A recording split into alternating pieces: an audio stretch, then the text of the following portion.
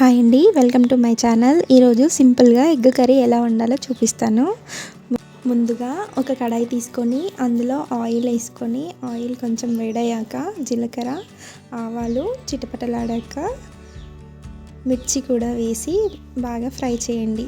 ఇలా ఫ్రై చేసిన దాంట్లో ఆనియన్స్ ఆయిల్లో బాగా ఫ్రై అవ్వనివ్వండి.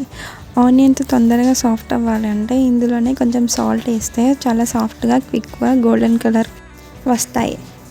లిడ్ పెట్టి క్లోజ్ చేసి కుక్ చేసినా కానీ తొందరగా సాఫ్ట్ అవుతాయి. సో ఇలా బాగా కొత్తిమీర కూడా వేసి బాగా ఫ్రై చేయండి. కొత్తిమీర ఈ స్టేజ్లో వేస్తే వాళ్ళకి తీసి పడేయడానికి ఛాన్స్ ఉండదు. అదే లాస్ట్లో అయితే కొంతమంది తీసి పక్కన పడేస్తారు. సో కొత్తిమీర బాగా ఫ్రై అయితే అది చూడడానికి కనిపించదు కదా, అందుకని ఈ స్టేజ్లోనే వేస్తాను నేను. మీరు కూడా పక్కన పెట్టే వాళ్ళు ఉంటే ఇలా ఈ స్టేజ్లోనే వేయండి. బాగా ఫ్రై అయిపోతుంది, వాళ్ళకి కనిపించదు తీయడానికి. సో ఇలా గోల్డెన్ బ్రౌన్ కలర్కి వచ్చే వరకు ఆనియన్స్ ఫ్రై చేయండి.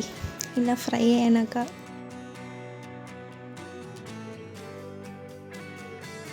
అల్లం వెల్లుల్లి పేస్ట్ కూడా వేయండి. అల్లం పచ్చివాసన వెళ్ళే వరకు మంచిగా ఆయిల్లో ఫ్రై చేయండి. ఇలా ఫ్రై చేయడం వలన అల్లం వాసన ఉండదు, ఎగ్ కూడా స్మెల్ రాకుండా ఉంటుంది.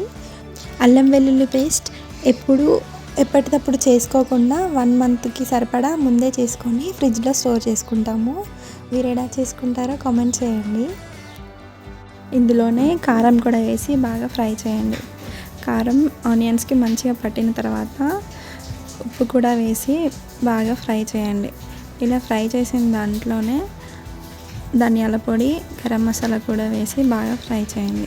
ఇలా ఫ్రై చేసిన తర్వాత మనకి ఎంత ఎసరు కావాలో అంత వేసుకొని బాగా కుక్ చేయండి.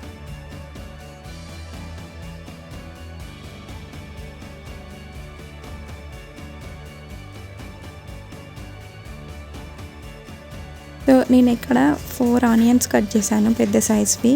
మీకు ఎక్కువ కావాలంటే ఎక్కువ కట్ చేసుకోండి. సో ఇదైతే 2-3 మెంబర్స్కి పర్ఫెక్ట్గా సరిపోతుంది. సో నేను ఇక్కడైతే 2 గ్లాసెస్ వాటర్ తీసుకున్నాను. వాటర్ బాగా బాయిలింగ్ వచ్చే వరకు మసలనివ్వాలి. ఇలా వచ్చిన తర్వాత ఉప్పు కారం కరెక్ట్గా ఉందో లేదో చెక్ చేసుకోవాలి. దాని తర్వాత నేను 3 ఎగ్స్ కొట్టిపోసాను. సో ఫస్ట్ ఎగ్స్ని కదపకుండా 2-3 మినిట్స్ అలాగే లెడ్ క్లోజ్ చేసి పెట్టాలి.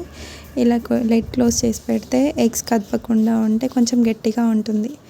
సో ఇలా కుక్ చేస్తే లెగ్ క్లోజ్ చేసి ఇలాగే 5 మినిట్స్ ఉండనించాక నా ఎగ్ కర్రీ ఇలా వచ్చింది.